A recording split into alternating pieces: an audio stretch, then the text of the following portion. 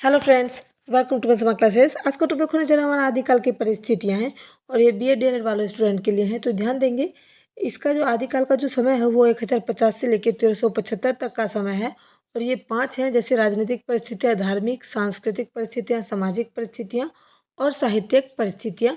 ये 5 हैं। अब इस पर हम देखेंगे कि राजनीतिक परिस्थितियाँ जो था उसका समय है 400 से लेकर 700 तक का समय था। उसके बीच में ही 647 में हर्षवर्धन की मृत्यु हो गई और वही एक अच्छे राजा थे जो सभी राज्यों को बांध के रखे हुए थे। उनके मरने के बाद जो उनके राज्य का पतन हो गया, यानी कि ऐसा कोई राजा नहीं मिला जो राज्य को बांध कर रख सके। हर एक छोटे छोटे राज्यों में बंटवारा हो गया और साथ ही उत्तर भारत में जो था शासक थे, केंद्र शासक, उस पर भी बार बार हमला होने लग गए, बार बार। और उस वहाँ पर क्या होता था कि जितने भी लोग जाते थे वो हार करके चले आते थे। उसके बाद अंग्रेज़ों को पता चला और फिर उसके बाद मुसलमानों यानी कि मुस्लिम समाजों का शासक बन गया। उसके बाद है सामाजिक परिस्थितियाँ। आप देखेंगे कि जब राजनीतिक परिस्थितियाँ का जो परिणाम स्वरूप यानी कि वही अच्छा नहीं था, तो सामाजिक परिस्थितियाँ कहाँ से अच्छी होगी। इसलिए समाज में भी वर्गों और जातियों के प्रति ज़्यादातर बँटवारा हो गया। जैसे कि ब्राह्मण, क्षत्रिय, वैश्य मतलब बनिया जाति, शूद्र जाति आदि का भी विभाजन हो गया। और नारी जाति की तो स्थिति अत्यधिक सोचने योग्य हो गई थी और लोग सोच भी नहीं रहे थे। नारी का एक ही रास्ता था, जौहर करना, सती बनना, अपने आप को अग्नि में समर्पित करना।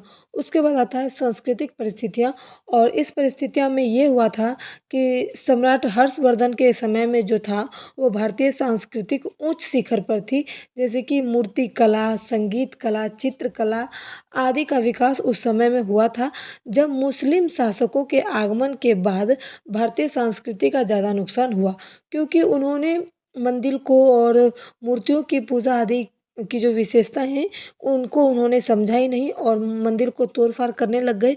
और हिंदू धर्म के जो लोग थे वो जो दान दहेज देते थे, पैसा देते थे, चढ़ाते थे, उनका वो मिसयूज़ करते थे, यानी कि गलत यूज़ करते थे। उसके बाद आती है धार्मिक परिस्थितियाँ। इस काल में हिंदू धर्म के साथ-साथ बौद्ध धर्म, जैन संप्रदाय, वैष्णव धर्म आदि संप्रदायों का भी विकास हुआ और साथ-साथ मुस्लिम जो शासक थे, इसलिए वहाँ पर इस्लाम धर्म का भी विकास हुआ था। 5वां है साहित्यिक परिस्थितियाँ। इसमें क्या थी कि जो साहित्य की परिस्थितियाँ थी तो मुस्लिम राज्य था, इसलिए राज्य भाषा जो थी अरबी और फ़ारसी थी।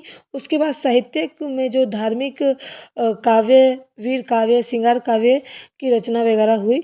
उसके बाद है कि काव्य शास्त्र में इन्होंने जो जैसे आनंदवर्धन, अभिनव गुप्ता, ये सब ने भी काव्य शास्त्र में लिखे हैं। उसके बाद आता है संस्कृत भाषा। इसमें क्या होता है, भव विभूति, श्रीहर्ष, जयदेव यानी कि ये सब भी संस्कृत भाषा में अपना साहित्य लिखे थे। उसके बाद आता है पाली भाषा। पाली भाषा में बौद्ध साहित्य लिखा गया था। उसके बाद आती है प्राकृतिक अपभ्रंश। इसमें जैन साहित्य लिखी गई थी। देसी भाषा में सिंध या फिर नाथ साहित्य हम कह सकते हैं। डिंगल और पिंगल भाषा में रासो साहित्य लिखी गई थी, जैसे कि खुमान रासो ने, विशलदेव रासो हो गया, पृथ्वीराज रासो, यानी कि रासो साहित्य का लिखा गया था।